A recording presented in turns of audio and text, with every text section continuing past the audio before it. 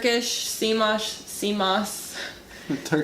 CMAS Federation. They put on this really nice big parade for all the athletes to represent their countries, walking down to the town square and for the opening ceremony of the CMAS World Championships. So that was a really nice night, and then first day of the competition started. I was definitely a bit nervous, more nervous than I usually would be. You know, the last training day I had was the day that we went to the CMAS training center, and the temperature sort of dropped that day, I think. So I was turning really early on my dives, and it was just that day. So I still announced something a bit closer to my personal best. 70 meters? Yeah, but still a little bit conservative.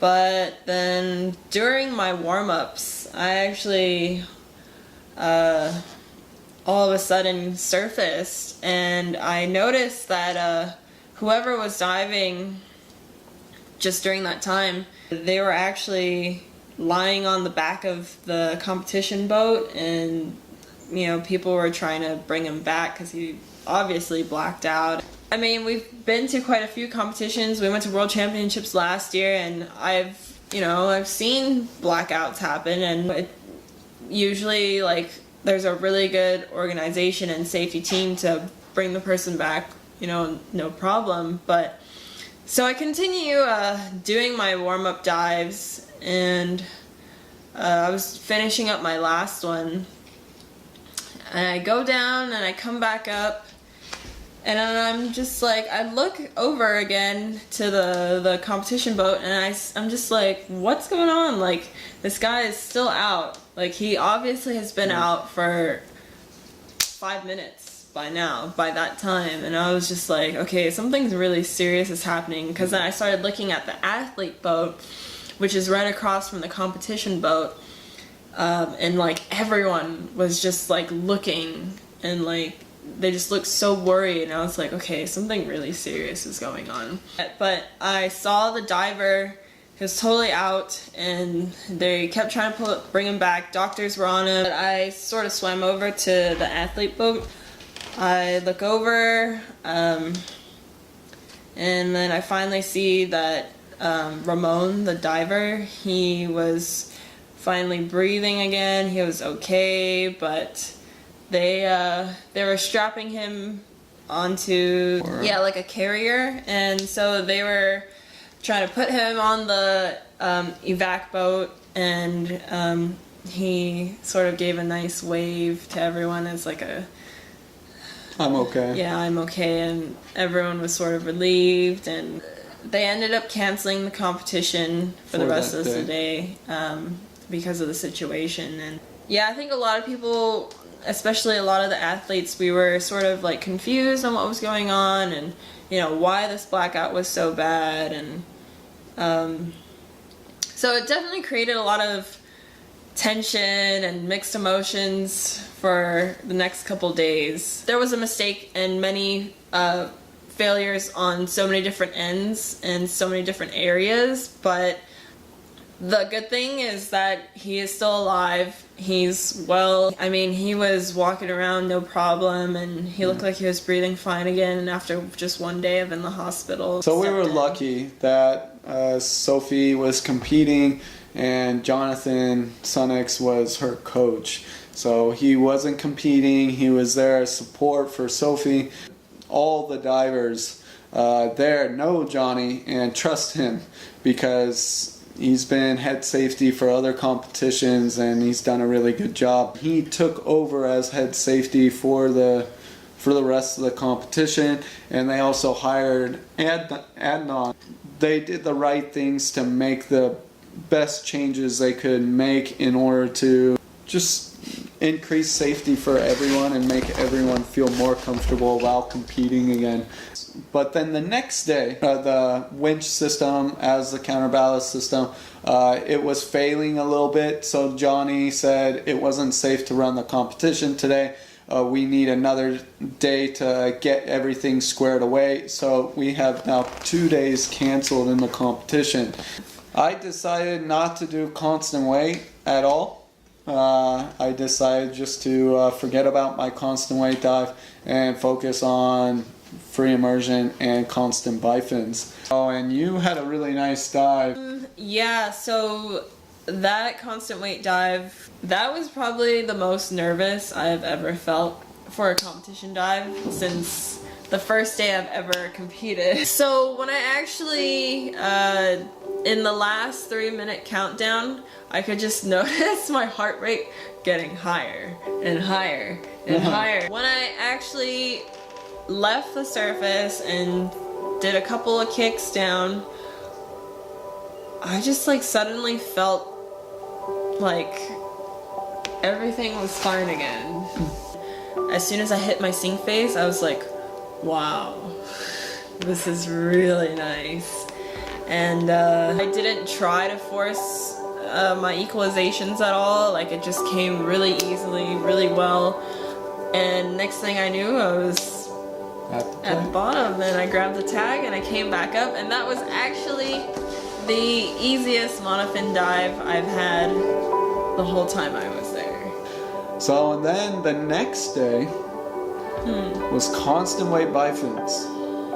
So this is one that we were both very excited for, as this is the first time that I have ever competed in constant weight bifins, and I was really comfortable with my announcement. I announced 85 meters. That dive went really good for me.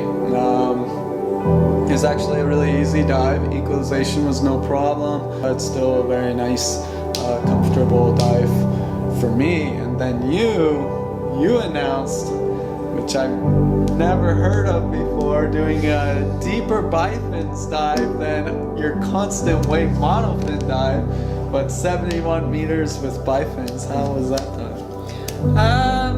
It was a really nice dive. It wasn't as nice as I wanted it to be. I have like this problem in competition where, you know, if I have to go super early and I was the first one that day, then I don't get my full bathroom time that I need. I was dealing with that in the morning, and I was dealing with it during my breathe up, and it was just not that nice. But when I actually made the dive, it went away until I started coming back up. So during the descent, it was really nice. It was, you know, I just totally relaxed and it felt good. Equalization was good, and coming back up, it was just a little bit more difficult.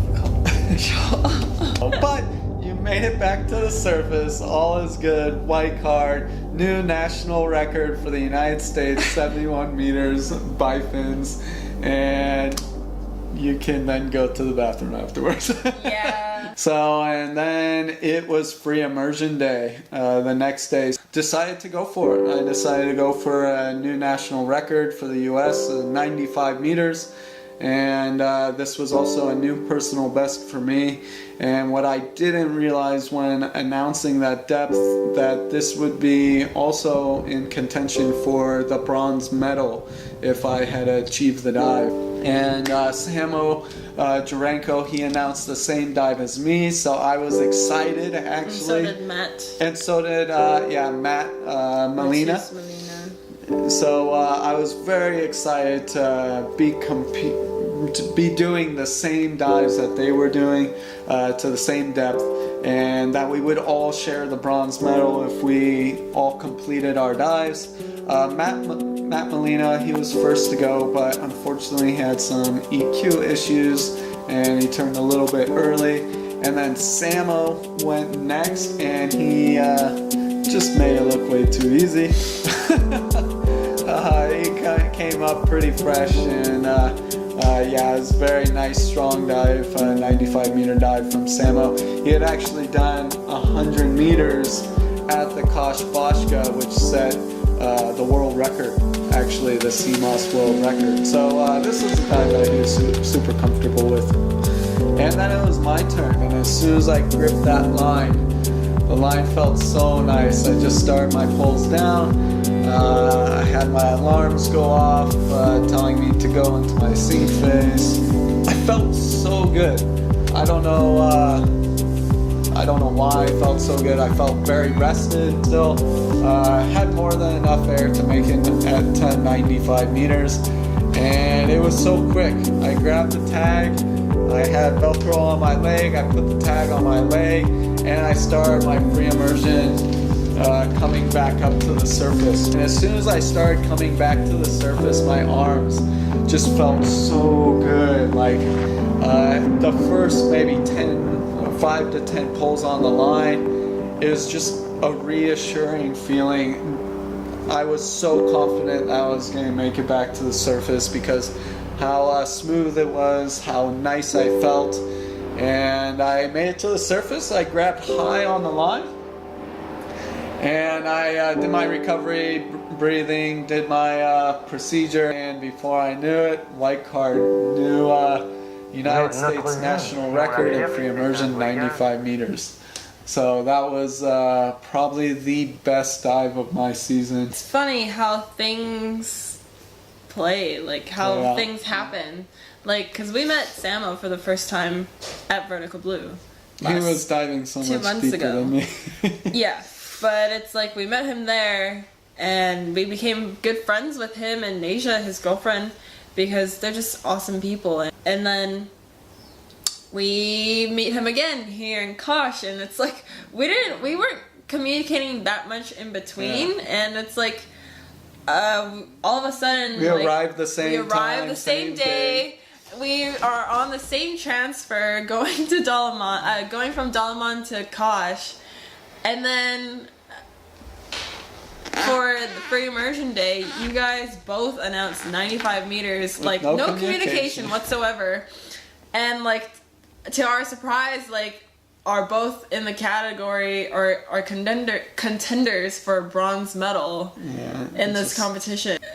The both of them ended up making their dives and just had fun. We were having so much fun together in the afternoon, going to lunch together. And but it's like, who would have thought, like, you know, we meet Samo and Nasia, and we end up seeing him again this month in Kosh, and they both are sharing the bronze medal. Just amazing. Just amazing. So that was party time.